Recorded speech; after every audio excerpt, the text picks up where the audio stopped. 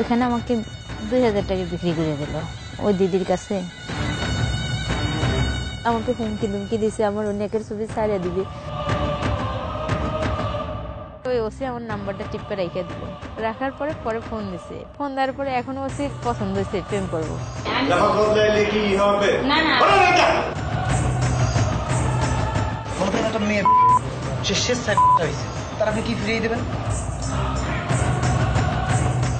আরে ওসি মানুষ সময় গেলে তো ধরে দেন।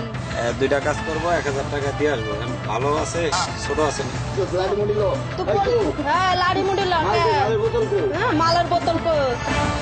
ভিডিও ফুটেজটাই ওদের কাল, অন্য কিছুই নেই। মাঝে মাঝে রাত্রে শুলে আর কোলে ফাইটে মন যায় মরে যায়। টিম আন্ডারকভার তাদের আজকের আয়োজনের নাম দিয়েছে আধারের বন্দিনী। পুরো আয়োজন জুড়ে আমরা আপনাদেরকে শোনাবো নিষিদ্ধ অন্ধকারের কিছু বিশুদ্ধ মানুষের গল্প, জানাবো নিয়তি তাদের সঙ্গে কি নিষ্ঠুর খেলায় মেতেছে। সেই সাথে আলোকে নিকষ অন্ধকার বানানো মুখোশধারীদের মুখোশ খুলে ফেলবো টেনে হিঁচড়ে। আধারের এই বন্দিনীর বাবা মার দেয়া আদরের নাম আছে, কিন্তু নারীত্বের প্রতি সম্মান দেখানোর দায় এবং দায়িত্ব নিয়ে টিম আন্ডারকভার তার নতুন নামকরণ করেছে গোলাপ। প্রেমের টানে বাংলাদেশের দক্ষিণের একটি ছোট্ট শহর থেকে ঢাকা আসে গোলাপ। তারপর কি হয়? সম্পর্ক হয়, ওখান থেকে এক পর্যায়ে আমার বিয়ে করার পরে আমি জানতাম না যে অন্য কোনো ব্যবসা করে কি এসব কিছু আমি জানতাম না। কিছুদিন আগে উনি আমার এক বন্ধু ওনার বন্ধুর বাসায় নিয়ে যাওয়ার পরে ওখানে ওনার আরও বন্ধু বান্ধব ছিল, ওখান থেকে আমার অনেক খারাপ কাজ করায়, সেখান থেকে উনি ভিডিও করে রাখে। বিয়ে নারী পুরুষের জীবনের সবচেয়ে প্রেমময় আর সুখকর অভিজ্ঞতা, কিন্তু যে ভ্রমর গোলাপের জীবনে বিয়ের পাইগাম নিয়ে এসেছিল সেটা ছিল প্রতারণার মাকড় জাল।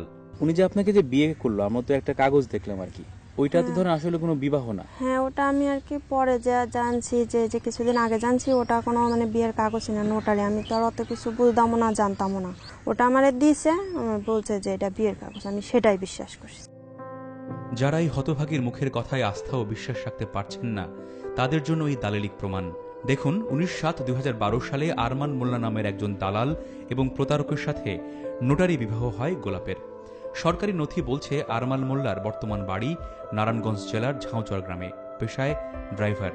কিন্তু সে আসলে ড্রাইভার নয়, প্রতারক চক্রের সক্রিয় সদস্য। পরে যে শুনছি যে উনি আরো অনেক মেয়ের এরকম করছে। একটা নাম আছে লিমা, ওনার বাড়ি যে ফরিদপুরের ওই পাশে, ওই মেয়েটার এরকম করছে। গোলাপের গল্পে একটু কমা দিয়ে এবার বলবো আধারের আরেক বন্দিনী বকুলের গল্প। 2 মাসে, হ্যাঁ মাত্র 2 মাসে 2000 টাকায় 14 বার বিক্রি হয়েছে সে। তার রোমহর্ষক জীবনের গল্প তার মুখেই শুনুন। আমি দেশের বাড়ি থেকে নিউজ পেয়ে আসছি, আসার পরে চাকরির জন্য আসছি ঢাকাতে নতুনে। আসার পরে এক রাকিব নামের এক ছেলের হাতে পড়ছি। রায়সাবাজার কোর্ট আছে না, ওইখানে আমাকে বিক্রি করে দিল ওই দিদির কাছ থেকে 2000 টাকা আনছে। তখন আমি ঢাকাতে নতুন আসছি। গায়ে কাঁটা দিচ্ছে, ভাবছেন মানুষের ভাগ্য এমন হয়? গল্পের বাকি অংশ দেখলে ও শুনলে নিজের চোখকে বিশ্বাস করতে পারবেন না, কারণ আধারের এই বাসিন্দাদের জীবন ট্র্যাজিক উপন্যাস বিষাদ সিন্ধুর চেয়েও বিষাদময়। দিদির বাসায় 15 দিন 1 মাস রইলাম ওইখানে। পরে আবার পূরণ হয়ে গেছি। পূরণ হওয়ার পরে ওই যে আঙ্গুরি নামের এক মহিলার কাছে দিদি আবার বিক্রি করে দিল। কত টাকায়? 2000 টাকা বিক্রি করে দিল। পরে আঙ্গুরির কাছ থেকে ওই যে নীলু খালার কাছে দিছে। গোলাপ এবং বকুল এরা কেউ এই নিষিদ্ধ জীবনের আধারের পথ স্বেচ্ছায় বেছে নেয়নি, নিতে বাধ্য হয়েছে। একজন প্রেমে প্রতারিত হয়ে অন্যজন জীবিকার তালাশে। আমি অনেক চেষ্টা করছি, পরে মানে আমার মারধর করতো অনেক, আর ওই যে ভিডিও ফুটেজ দেখানোর কথা বলতো। এবার দেখাবো তারা কেন নিষিদ্ধ জীবন থেকে বিশুদ্ধতায় ফিরতে পারছে না। তাদের যারা জিম্মি করে রেখেছে তাদের প্রধান অস্ত্র এই গোপন ভিডিওগুলো। দেখুন কিভাবে সেগুলো ধারণ করা হয়।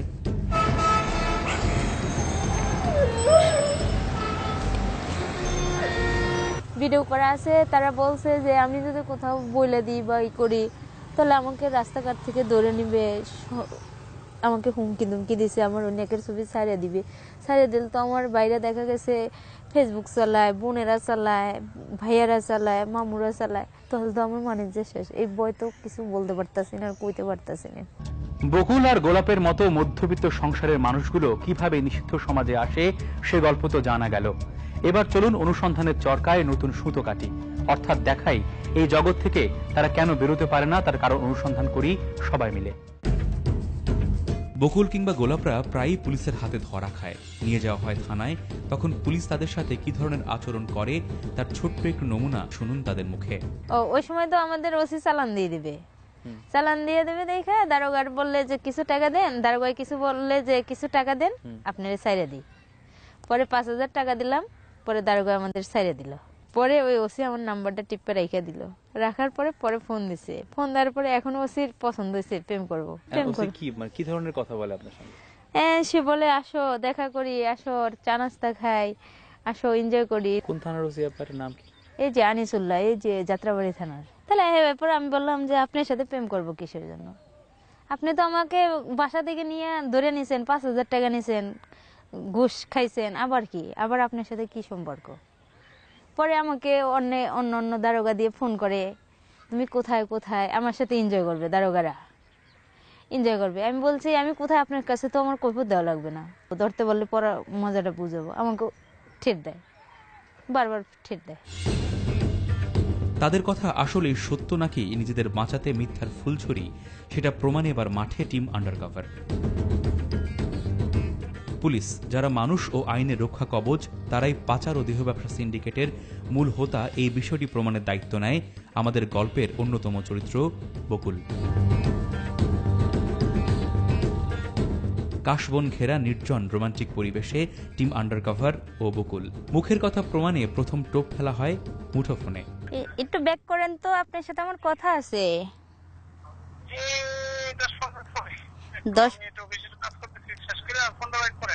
15 মিনিট পরে?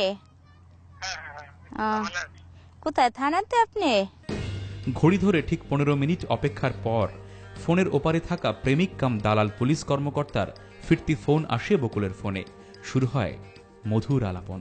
হ্যাঁ স্যার, ভালো আছেন? হ্যাঁ ভালো আছি। কালকের তো ফোন করছেন আসার জন্য, আসতে তো পারলাম না, আজকে তো আসতে চাইছিলাম। মালিবাগ থেকে গুলিস্তানের দিকে রওনা হয়েছেন কি স্যার? আজকে কি আমার মার্কেট করে দিবেন? সেদিনকার তো টাকাও দিলেন না, 200 টাকা দিলেন, ব্যাগও কিনে দিলেন না।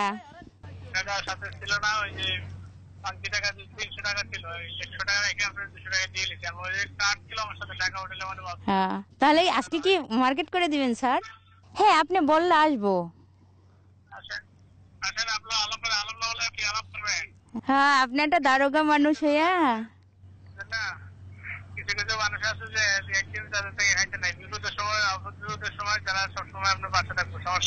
হ্যাঁ রে, ওসি মানুষ, সময়ের কালে তো ধরে দেন পুলিশের হাতে। প্রায় 20 মিনিটের ফোনালাপে আরো অনেক দেহাত্মবাদী কথাবার্তা আছে, কিন্তু সেগুলো গণমাধ্যমে প্রকাশ উপযোগী নহে। বুদ্ধিমান দর্শক প্লিজ সেগুলো বুদ্ধি বিবেক কাজে লাগিয়ে বুঝিয়া লন। আমি যদি দৌড় না দিতাম তাহলে তো আমার দৌড়িয়েই নিত পুলিশে। সে যাই হোক, আলাপ শেষে দেখা করার জন্য কি রকম বেচেন এই পুলিশের এই কর্মকর্তা, সেটা শুনলেই বুঝতে পারবেন। ঠিক আছে স্যার, তা আসতেছি 1 ঘন্টা পরে। হ্যাঁ, এখন আসতে আছি। আপনি কোন জায়গায় দাঁড়াবেন? পার্টি অফিসের সামনে। আজকে কি আপনার থানায় ডিউটি নেই? ঠিক আছে তাই স্যার, এখন আমি তো রাখি, আপনার সাথে আমি পরে আসতেছি, এসে কথা বলতেছি। ফোন ডেটিং এর পর এবার চারিচক্ষু মিলনের পালা, অর্থাৎ পুলিশের মাঝারি কর্তার সাথে আমাদের গল্পের অন্যতম চরিত্র বকুলের দেখা সাক্ষাৎ, আলাপ আলোচনা হবে। চলুন তাহলে আর সময় নষ্ট না করে গন্তব্যের উদ্দেশ্যে রওনা হই। এবার একটু প্রেম করার সুযোগ দেই বকুল ও পুলিশের স্পেশাল ব্রাঞ্চের ইন্সপেক্টরকে। কি মজা পাচ্ছেন? নিশ্চয়ই পাচ্ছেন, এবং ভাবছেন রক্ষক কিভাবে ভক্ষক। টিম আন্ডারকভারের অনুসন্ধান ঝুলিতে এরকম আরো অনুসন্ধানী বিনোদন আছে। সেগুলো দেখতে, শুনতে এবং জানতে হলে অপেক্ষা নয়, প্রতীক্ষা করুন। বিরতির ক্ষণিক বিরহ শেষে ফিরছে টিম আন্ডারকভার।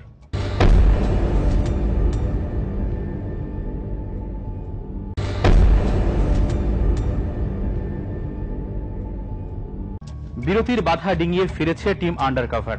চলুন তাহলে আমরা ফিরে যাই লিয়াকত আর বকুল অর্থাৎ স্পেশাল ব্রাঞ্চের সেই কর্মকর্তার ডেটিং জোনে। আড়ি পাতি তাদের কথাবার্তায় আর ওত পেতে দেখি তাদের প্রেমিক যুগল কর্মকাণ্ড। এই দৃশ্যগুলো দেখানোর উদ্দেশ্য কিন্তু অন্য কি সেটা জানেন? আমরা প্রমাণ করব আসলে ভাগ্যাহত সব নারীরা কিভাবে আইন শৃঙ্খলা বাহিনীর কিছু লোলুপ মাঝারি কর্তার দ্বারা আরো বেশি করে আঁধারের বন্দিনী হয়। বকুলের গল্প এখানে শেষ নয়, মাঝামাঝি বলতে পারেন। তবে বকুলদের জীবনে যে সুখ সহ্য হয় না তার একটা উদাহরণ দেব। সে গল্প প্রচন্ড নির্মমতার, নিষ্ঠুরতার আর যন্ত্রণার।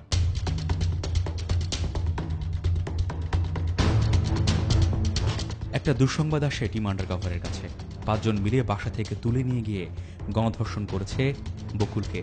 খবর পেয়ে তার বাসায় টিম আন্ডারকভার। তখন বকুল জানায় তার নির্মম কাহিনী। পরশুদিন আমাকে ডাকছে, আসছে। কে ডাকছে? আমির ডাকছে। আচ্ছা, আমির কে? এই বাড়িওয়ালা। আচ্ছা, আর কি তার পরিচয় আছে? হ্যাঁ, সে আমাকে বিক্রি করে দিয়েছিল। পরে আমি ডাকছে, আসছি।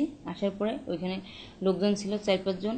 তারা আমার সাথে জোর করে আমাকে নির্যাতন করে। এরপরে পরে আমি পুলিশ ডাকছি। পুলিশ ডাকার পরে পুলিশে কিছু হয় নাই। পরে হে যে পুলিশ ডাকছে সেই পুলিশে আমাকে এই এলাকা ছেড়ে যেতে বলছে। সত্যতা যাচাইয়ে তাকে পাল্টা প্রশ্ন করা হয়, কেন গেলেন সেখানে? আমি তো যাইতে চাই না, আমাকে তো মার দিছে। আমি কিন্তু একটা থাবড়ও দিছে। এই যে আমার থাবড় এখনো ফুলে রয়েছে। এই যে এই দেখেন, এই যে থাবড় দিছে, এই যে দেখেন, এই যে দাগ লই রয়েছে। এই যে জোর করে আমার নিয়ে গেছে। এই যে এখনো আমি শরীর লড়াইতে পারি না। এই যে পাও ফুলে গেছে। আমি এর সাথে অনেক দরাদরি করছি। কোথায় মারছে? পায়ে একটু দেখান তো। এই যে পাও ফুলা, এই যে পায়ে পাড়া দিতে পারি না। এই যে গাড়ের রক এই ফুলে গেছে, গুছাইছে যে ফুলে গেছে। এই যে দাগ খালো, এই যে চামড়া উঠে গেছে। আলাপচারিতায় বকুলের অভিযোগ, তাকে যে বিক্রি করেছিল তাদেরই একজন বর্তমানে তার বাসার মালিক টাকা দিয়ে নাকি থানা ম্যানেজ করে ফেলেছে। ওসি কালকে টাকা খাইছে 20,000। আমির বউ দিয়ে আসছে বলে টাকা ওসিরে 20,000। ওসি আমার এই এলাকায় থাকতে মানা করছে। নিজে বলো না, ওই যে দারোগাই বলে গেছে এখানে যে শুনুন আপনারাও একটা নারী মানুষ, মেয়েদের উপরে মায়া দেওয়া আছে, আমাদেরও বোন আছে। তো ওসি কিন্তু কালকে টাকা খাইছে। আপনি 5,000 দেবেন আর বাড়িওয়ালা 50,000 দেবে। বাড়িওয়ালার কথাই ওসি শুনবে। আমার তো কোনো টাকা পয়সা নাই, আমি তো গরিব, আমার কোনো থাকার স্থান নাই, টাকা পয়সা নাই। এখন এর দিনই কি আমি বিচার পাবো না? অভিযোগ অনুযোগের সত্য মিথ্যে যাচাইয়ে যাত্রাবাড়ি থানায় নিয়ে যাওয়া হয় বকুলকে, তবে অবশ্যই আমাদের পরিচয় গোপন রেখে।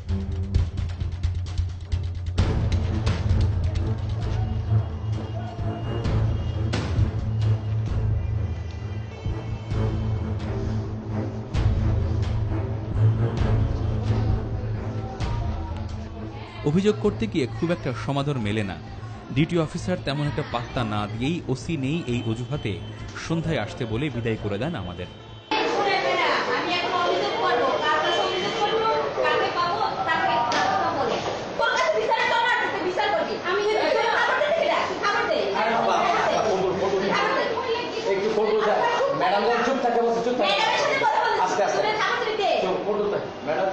চুপ থাকার জন্য চুপ থাকে।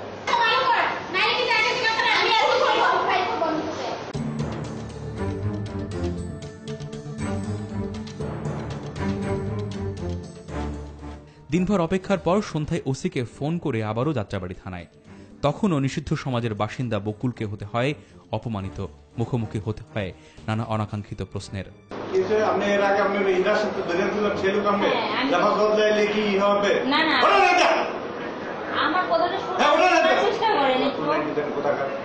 আপনি তো আমাকে এখনো খারাপ পথে আমাকে পান নাই। আপনি এখন নিজের আপনার ক্ষমতার দূরে আমাকে ধরে আনছেন। আমাকে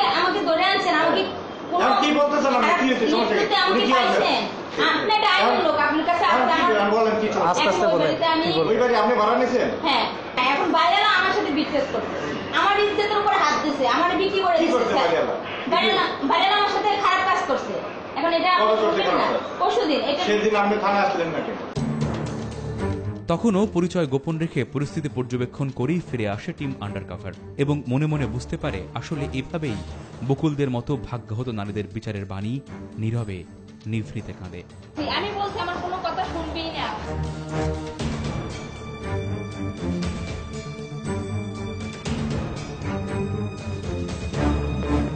কিন্তু তার কান্না মুছতে আর ধর্ষিতার বিচার চাইতে এবার গণমাধ্যম কর্মীর দায়িত্ব নিয়ে যাত্রাবাড়ি থানায় টিম আন্ডারকভার। সেই নারীর আরেকটু অভিযোগ হচ্ছে সে থানায় এসে হেল্প চেয়েছে। হেল্প চাইলে সে কেন, যে থানায় এসে হেল্প চাইলে তাকে হেল্প করবে, কিন্তু তাকে হেল্প পাওয়া হয়নি। তার সাথে আমাদের কি কোনো ঝগড়া আছে, বিবাদ আছে, মনোমালিন্য আছে? আপনার সাথে দেখা করবে। আমি একবার সাথেও আনছিলাম, সেদিন তাকে আমি চালান দিই না, যেহেতু অন্য একটা আনসারের সাথে, আনসার ওয়াইফের সাথে ছিল, এই জন্য আমি চালান দিই না। এত ওই দিনে আমি চালান দিয়ে দিই। সে ইতিপূর্বে এই থানায় কয়েকবারে, এই থানার মাধ্যমে কয়েকবার এই অসামাজিক কার্যকলাপের প্রেক্ষিতে ভ্রাম্যমাণ আদালতে সাজাপ্রাপ্ত হয়েছে। কিন্তু মানে সে বলছে যে সে এসে, আর সে তো অনেক কিছুই বলতে পারে না ভাই, তার তো চরিত্র বলতে কিছু নেই, সে তো অনেক কিছুই বলতে পারে। পুলিশের চোখ ফাঁকি দেয়া খুব কঠিন, কারণ তারা প্রশিক্ষিত বাহিনী।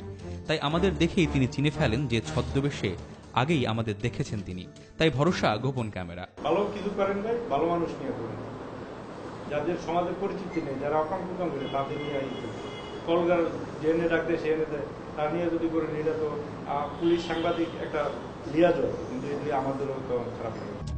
এবার একটু অনুসন্ধানের ফোকাস বদলাতে চাই। পরিসংখ্যান বলছে প্রতি বছর বাংলাদেশ থেকে প্রায় 400 নারী এবং শিশু ভারত সহ পৃথিবীর বিভিন্ন দেশে পাচার হচ্ছে। এবার দেখায় পাচারের আগে তাদেরকে কিভাবে অচ্যুত করা হয়। অনুসন্ধান সহযোগী মারফত খবর আসে রাজধানীর মিরপুরে রিল্যাক্স নামের একটি আবাসিক হোটেলে প্রতারিত কয়েকজন নারীকে পাচারের অপেক্ষায় রাখা হয়েছে। তারই প্রেক্ষিতে যথাযথ নিয়ম মেনে অভিযোগ জানিয়ে চিঠি লেখা হয় পুলিশের কাছে। তারপর কাঁচা খবরকে পাকা করতে আমাদের দুজনকে প্রথমে পাঠানোর উদ্যোগ। আমার এক বন্ধুরে আপনার নাম্বারটা দিয়ে পাঠাইতেছি, ও আপনার ওই যে করবো 1000 টাকা দিয়ে আসবো। ভালো আছে, ছোট আছে নি? ভালো আছে ভাই, সেরকম সমস্যা নাই।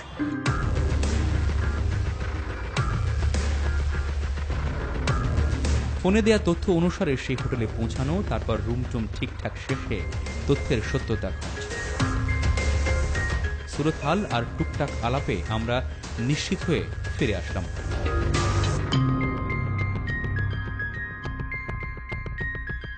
এরপর উদ্ধার অভিযান পরিচালনায় মিরপুর থানা পুলিশের কাছে ধর্ণা দেয়া। নির্দিষ্ট মেয়ে বলতে আমাদের কাছে খবর আসছে যে এখানে বিভিন্ন মেয়েদেরকে আটক রেখে নির্যাতন চালায় এবং পরবর্তীতে বিভিন্ন জায়গায় পাচার করে দেয়, ভারত সহ দেশের বিভিন্ন জায়গা পতিতালয়। আচ্ছা ভাই, আসুন। অভিযোগ জানানোর প্রায় আধা ঘন্টা পর পুলিশ হাজির। তারপর শুরু হয় অভিযান রিল্যাক্স হোটেল।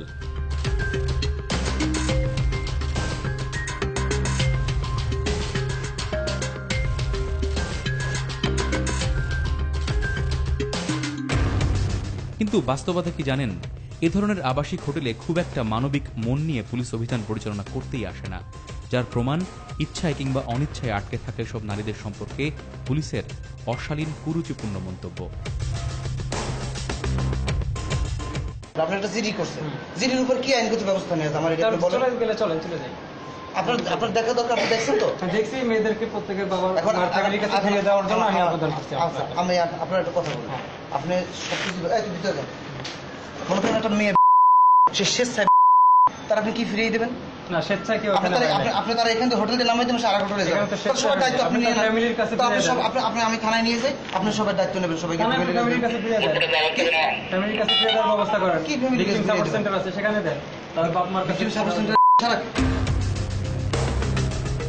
সে যাই হোক, পুলিশের আপত্তিকর মন্তব্য নিয়ে অনুসন্ধানী টিম আন্ডারকভারের বাকবিতণ্ডার এক পর্যায়ে আমরাই আটকে থাকা নারীর ব্যাপারে প্রমাণ দিতে উদ্যোগী হই। আপনার চোখ, আমি তো দেখতেছি তাদেরকে বিভিন্নভাবে প্রলোভন দিয়ে এখানে করছে। আপনি কথা বলেন, আপনি কথা বলেন, এর সাথে কথা বলেন, কে প্রলোভন দিয়েছে এর সাথে কথা বলেন। আপনি ঠিক আছে? হ্যাঁ।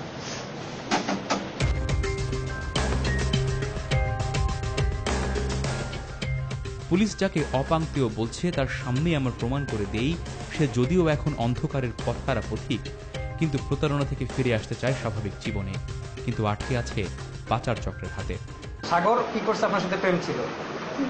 তাই কত বছর যাবত? সম্পর্ক ছিল বেশি বছর ছিল না। এই সাগর আপনাকে এখানে এই লাইনটা চিনি। হ্যাঁ, মানে ওই সাগরের বোনের বাসা ছিল এই লাইনের। তো আপনি বলেন নাই যে আমি এই ধরনের ইস্যু না সাগর? এই জিনিসটা বুঝতাম না, যেটা টাকার বিনিময় করে বা টাকার তো তখন আমি এটা কিছু ধারণাটা বুঝতাম। আপনাকে ধোকা দিয়ে এখানে আনছে? হ্যাঁ। একে প্রেমের প্রলোভনে সাগর নামাইছে। তখন ভ্যাবাচাকা খেয়ে পুলিশের ইন্সপেক্টর অজুহাত দাঁড় করানোর চেষ্টা শুরু করেন। বলেন এদের নাকি নিয়ে যাওয়ার এখতিয়ার তার নেই, আছে তার বড় কর্তার। ওসি সাহেব আমাদেরকে বললে আমরা নিব, আর ওসি তো আর এসিতে বললে জিজ্ঞাসা করে নিবে না দিদা। আমার কথা বলছিলাম এসি ওসি জিজ্ঞাসা করে নিবে না। আমার কমান্ড করলে আমি নিয়ে যাবো, কমান্ড ছাড়া আমি তো এগুলো দেখতে আসবো না। শেষমেশ সেই অজুহাত দিয়েই অসৎ পথের অসহায় কজন নারীকে উদ্ধার না করেই ফিরে গেল তারা।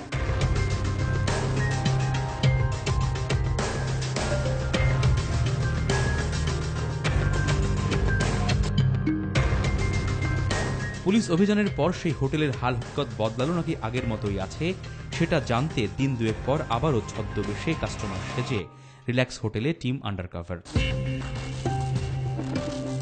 ভেবেছিলাম পুলিশের ভয়ে হয়তো পরিস্থিতি কিছুটা বদলাবে, কিন্তু না, সবই আগের মতোই।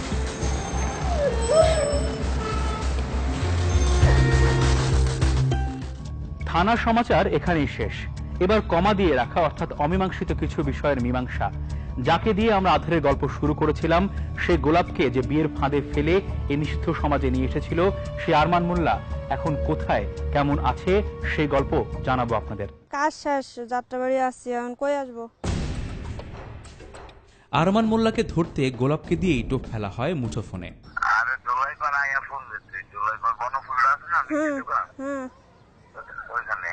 আচ্ছা।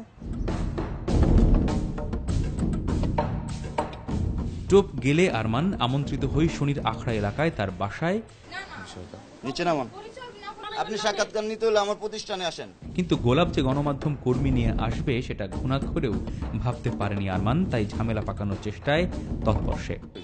আপনার ইন্টারভিউ নিতে আসে, আপনি কথা বললে ইন্টারভিউ দিব না, বললে বলবেন যে দিব না, আমি দেব না ইন্টারভিউ, চলে যান। ঠিক আছে, যান, আপনারা চলে যান। এমন পরিস্থিতি যে তৈরি হতে পারে সে চিন্তা আগেই মাথায় রেখেছিল টিম আন্ডারকভার। কোন অধিকার আমার মারা, সেটা আমার কত দাও, কোন অধিকার কর। ওরে মা, আরমান তো কেন, ওরে মা ব্যথা পাইতাছি কিন্তু অধিকার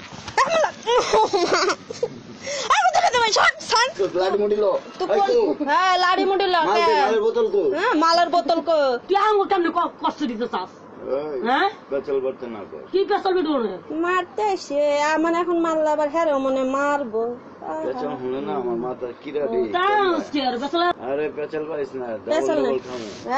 ডবল ডবল খাইব। কি চালাকি করছিস? আমি কেটা আনছি ওগো? হ্যাঁ, তো ওগো চিনলে সেটা তোর চিনা, তুই তুই আমার, আমি চিনা, তুই আমার মারবি কি লিগা? তাই পরিস্থিতি নিয়ন্ত্রণে আমরাও জড়ো করি আন্ডারকভার বাহিনী, সাথে যোগ হয় সচেতন এলাকাবাসী। তখন তারাই ঘরে লুকানো আরমান মোল্লাকে ডেরা থেকে বেরোতে বাধ্য করে। শুরু হয় প্রশ্নবাণ। ওই আমার পিছে লেগে রয়েছে, ওই আমারে কইছে আমার বিয়া করতে, আমি কইছি আমি তোরে বিয়া করুম না। এই সাইনটা কি আপনার? কোনটা? আমার সাইন এইটা, আমার সাইন যে কেউ করতে পারে, আমি সহজ সাইন, তাহলে এটা আমার হ্যারাস করা হইতাছে। আচ্ছা, সেই ক্ষেত্রে আমি আপনাকে বলি, নোটারি যখন করতে হয় তখন কিন্তু দুজনকে একই সাথে না, আমি কোথাও যাই নাই। হ্যাঁ, আমি কোথাও যাই নাই তার সাথে। তার মানে আপনি বলতে চাচ্ছেন যে কোর্টের কাগজটাই নকল? হ্যাঁ, হইতে পারে নকল সে করছে আমার চাপানের লিগা, কিন্তু এটার আসল কপি কিন্তু আমাদের কাছে থাকলে থাকবো। আর উত্তর দিতে ভ্যাবাচাকা খায় ভুয়া বিয়ে করে মেয়েদের নোংরা পথে নামানো আরমান মোল্লা। আপনি বললেন যে তার সাথে আপনার কোনো ধরনের যোগাযোগ নাই, কিংবা সে আপনাকে হ্যারাসমেন্ট করার চেষ্টা করছে। তো একটা মানুষ যদি আপনাকে হ্যারাসমেন্ট করে কিংবা আপনার সম্পর্কে মিথ্যাচার করে, সে ফোন দিলে আপনি তাকে বাড়িতে নিয়ে আসবেন না? সে তো আগেও পরে আমগো বাড়িতে আইছে, গেছে, খাইছে, লইছে, আমার ওয়াইফে চিনে, আমার বাচ্চা চিনে। বলেন যে আপনি যে এখন আমার কথার আগে উত্তর যখন চাইছেন, প্রশ্ন শেষ হবো তারপর বলবেন। উনি আমাকে ফোন করছে, কই তুই? আমি কইছি যে আমি দোলাইপাড়। তাই দোলাইপাড় কোন জায়গায়? আমি কি দোলাইপাড় এমন জায়গা? কয় তুই আয়, তোরে অনেকদিন দেখি না, আমি দেখুম। ঠিক আছে, দেখবো। তা আইসি, কয় খিদা লাগছে, বাসায় যেমন চল। তো আমার বউ পোলাপান সবার লগে লিয়াজু। আপনি যেই কথাটা বললেন যে তার সাথে আপনার এই ধরনের রিলেশন নাই, সে অনেকগুলি বিয়ে করছে, সে অনেক কাজ করে, তার সম্পর্কে তো আপনি বললেন এতক্ষণ সে এই ভুয়া বিয়ে করছে, আপনাকে ফাঁসানোর চেষ্টা করছে। তা আপনিই বলেন যে একজন মানুষ আপনাকে ফাঁসানোর চেষ্টা করলো, সে আপনাকে ফোন দিল এবং তাকে আপনি ঘরে নিয়ে আসলেন। আচ্ছা, যাই হোক, আমি যদি ভাই আপনাদেরকে কিছু বলে থাকি জিদের মাথা, রাগের মাথায়, আমি সরি, আমার মাফ করে দেন। আমি ড্রাইভার।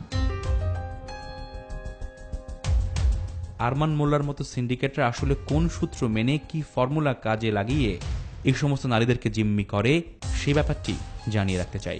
ওরা কোনো একটা মেয়ের সাথে সম্পর্ক করে, সম্পর্ক করার পরে এইভাবে বিয়ে করে, মানে নোটারি দেখায় আর কি, একটা কাগজ দেখায় বিয়ে করে। বিয়ে করার পরে মেয়েটারে আয়না এভাবে কাজকাম করায়, আয়নায় একটা ভিডিও করে, এই ভিডিওটা দেখায় মেয়েটার লাইফটা নষ্ট করে দেয়। ভিডিও ফুটেজটাই ওদের কাল, অন্য কিছুই নেই। ভিডিও ফুটেজটাই করে বলে যে ফ্যামিলিরে দেখাইবো, গ্রামের দেখাইবো, আত্মীয় স্বজনে দেখাইবো, ইন্টারনেটে ছেড়ে দিব।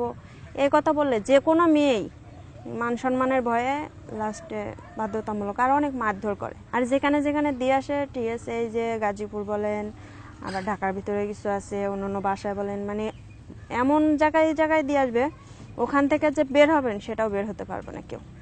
এবার আরেকটি অনুসন্ধানী গল্প শেষ করার সময় হয়েছে।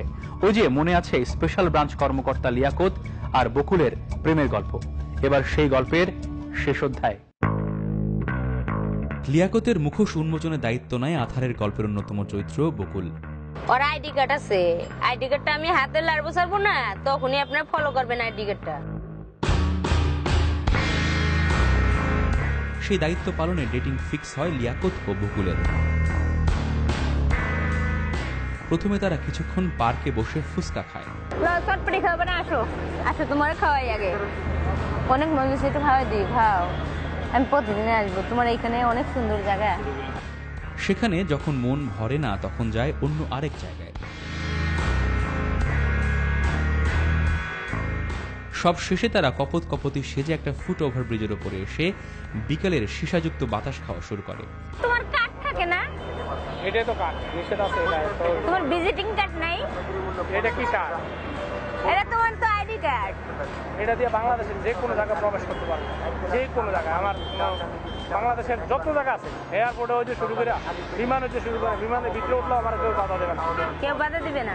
তাহলে তো তোমারই শক্তি, তোমার সাথেই তো চলা লাগবে। বঙ্গভবন, গণভবন, প্রধানমন্ত্রীর কার্যালয়, যেন ঢুকবো কেউ করবো না, কই যান, খালি কবে ছাড় যান, যান স্যার, খালি যান যান। সাথে চলতে থাকে আবারও সেই খুশ গল্প, যার মধ্যে দেহাত্মবাদী কথাবার্তায় বেশি। আমি তোমার সাথেই থাকবো, বাসা নেবো। আমার আমি বিয়ে করে লই, পৃথিবীতে কেউ জানবো না।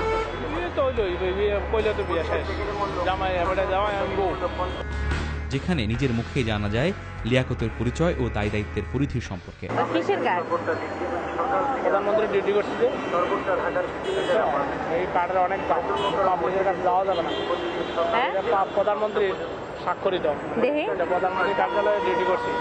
এই কার্যালয়ে ডিউটি করছে এই কার্ড। তথ্য প্রমাণ সব হাতে আসার পর এবার বিশেষ পরিস্থিতি তৈরি করার পরিকল্পনায় পরিচয় গোপন রেখে খাজুরে আলাপের চেষ্টা করা। আপনি আমার চিনেন কিভাবে? না আর কি পরিচিত লাগতেছে এই কারণে। পুলিশে আছেন কিনা? আপনি আমার দেখছেন কই? দেখছি হয়তো বা মালিবাগের দিকে। মালিবাগের দেখছেন? তখন বেজায় খেপে যান লিয়াকত সাহেব, শুরু হয় উচ্চ বাচ্চ। না একটু এদিকে আসেন, আপনি এদিকে আসেন, আপনার সাথে এখানে কথা বলছি। আপনারা বলছি এদিকে আসেন, এদিকে আসেন।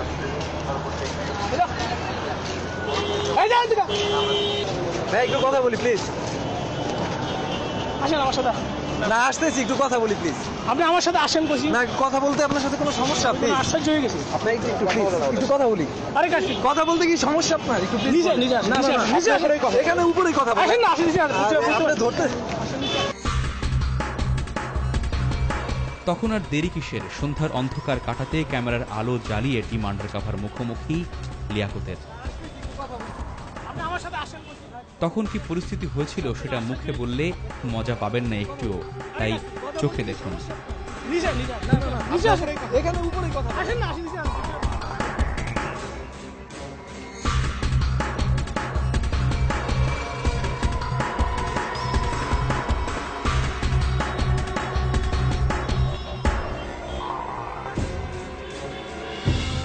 টুকরো টুকরো গোছালো অগোছালো গল্পে টিম আন্ডারকভার দেখানোর চেষ্টা করেছে নিষিদ্ধ সমাজের অন্ধকারে থাকা মানুষগুলো আলোতে আসতে চায় ঠিকই, কিন্তু সমাজ তাদের সে সুযোগ দেয় না। তাদের স্বপ্নগুলো কিছুক্ষণ মুক্ত বাতাসে ঘোরাঘুরি করে, আবার সস্তা প্রসাধনীর মতো সেগুলো আবার মিলিয়ে যায়। কারণ তারা যে পথের পথিক, সে পথের কোনো গন্তব্য নেই, ঠিকানাহীন অন্ধকার এক পথ। আর সেখান থেকে ফিরে আসা কখনো কোনোদিনও সম্ভব নয়, কারণ সে পথের কোনো শেষ নেই।